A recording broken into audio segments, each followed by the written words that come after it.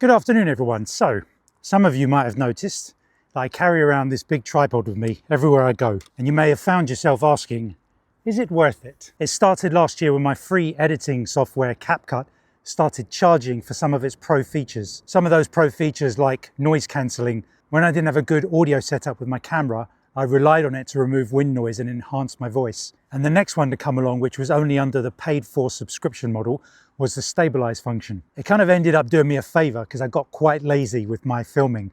I was just thinking, handhold it, CapCut will stabilize it afterwards. Now the stabilize function, which is still available under the monthly paid for subscription model, isn't magic. In essence, it cuts away a big chunk of the edge of the screen to zoom in, to compensate for any shaky footage. This very noticeably leads to a loss of quality, so much so that I didn't want to use it anymore anyway. This would mean I would have to look into getting a tripod. So if something suddenly appears, I won't have two hands free to lift my camera. So I had to compromise.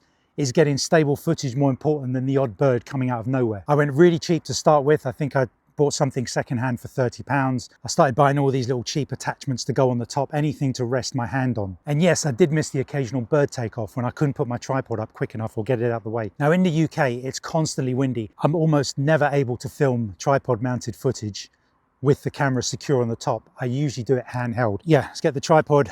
Generally, it'll be something like this.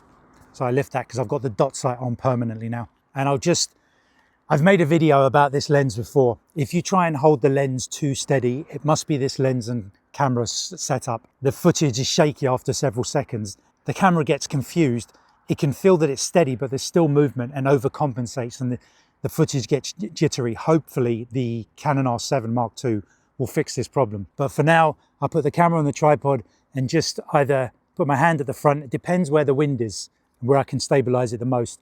And I just use my fingers in various formats. I'll rest it on my palm, on my wrist, lift it up my fingers like that, move it around, anything just to make the footage that bit more stable. On top of that, the trick I've said before, film in 60 frames a second. That way, when you get it onto the software, you can slow it down 50% and you've still got normal 30 frames per second footage. If you look at wildlife documentaries on the BBC, a lot of their footage is slowed down as well. So it's a normal thing to do. When I was in Norfolk the other day and I was filming turnstones on the beach, I didn't have my camera at the top here.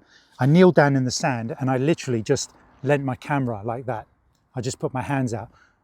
Just use it for stability, it's excellent. And the off chance there isn't any wind and a bird just happens to be a layup shot, I'll put the camera on a tripod and film it, even if it's just something ordinary like a sparrow or a great tit. I'm just building up a massive library of stock footage of all the different birds to use in whatever future projects I have coming up. So I'll just put that down for a second, a little bit further. For my next bit, so obviously with the dot sight, when you've seen my videos, if I'm somewhere and I'm waiting for birds to appear, if I hold my camera up continuously like this, my arms are going to get very, very sore as the blood runs out. So what I do is I put the camera on the tripod and I can take a hand away, let my hand rest, or I can point the camera in a certain direction waiting for, say, a cormorant to come out of the river with an eel. That way you can sit there for 2 or 3 hours, which I've done in the past. It doesn't have to be an expensive, heavy tripod for that sort of thing. As long as you've got your hands on it, it's going nowhere. This is just for the safety of a bit of wind and you want to be able to take your hands off so you can film steady footage. I don't think I'm going to get anything heavier than this one. This is plenty. I've already stopped going to the gym because this, my backpack and all this stuff I carry is like a gym workout, walking around for 3 or 4 hours with this lot. As time progresses, if a company sent me something worth £1,000, some incredible video tripod that weighs about 15 kilos, I'll use it, but it'll be something like where I know I'm only going to walk for say 100 meters. I can bring it in the cab, pick it up, take it to the place and set it up for a few hours and walk back, and it's not going to be too heavy. It's not going to be miles and miles. Okay, let's say you had some cash to splash. You didn't care about the weight because you're going to just be sitting in a hide. What are your options? Tripods come in a massive range of prices, from super cheap all the way to professional level kit. At the budget end, you've got brands like Amazon Basics, Velbon, or Newer, the one I've got. You can grab one of these for as little as 20 to 30 pounds. They're lightweight, fine for casual use, but not the most stable. Step up a bit and you get to the mid-range with names like Manfrotto, Vanguard, and Benro. These are really popular with photographers and vloggers, solid, versatile, and usually in that £100 to £300 range. And then at the top end, for serious filmmakers, there are brands like Gitzo, Sachtler, or Miller. These can run into thousands, but they're built for absolute stability and long-term use in professional production. So no matter your budget, there's a tripod out there for you. It just depends how far you want to go. So you may be wondering, what if a bird does appear out of nowhere? What do you do with your tripod? Okay, I can show you my little maneuvers I've got. I keep my fingers in a certain position that I know the tripod can be opened quickly. So I'll be walking along and then I can just, like that, camera up, pretty quick. Sometimes it does stick and I have to sort of, like that, just literally a second and a half at most. If I'm walking along and there happens to be a fence or something nearby, just drop it and lean it against it. I'm also clocking the environment as I'm walking around.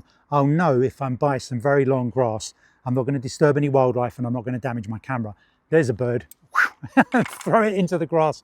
I've done it a couple of times and picked the camera up. So this brand newer, at the budget end, actually provides some really good quality at about a third the cost of some of the mid-range tripods. If you don't want something this big, just get something cheap for 20, 30 pounds, very light, anything to rest your hand on, or to put one of the legs through the belt, which I did on my previous one, and then you can have your hands free and just get it out as you need it. Okay, I think that covers everything. Anything to ask, leave it in the comments as per usual. Please like and subscribe. Bare minimum, get yourself a monopod, okay? Speak to you next time.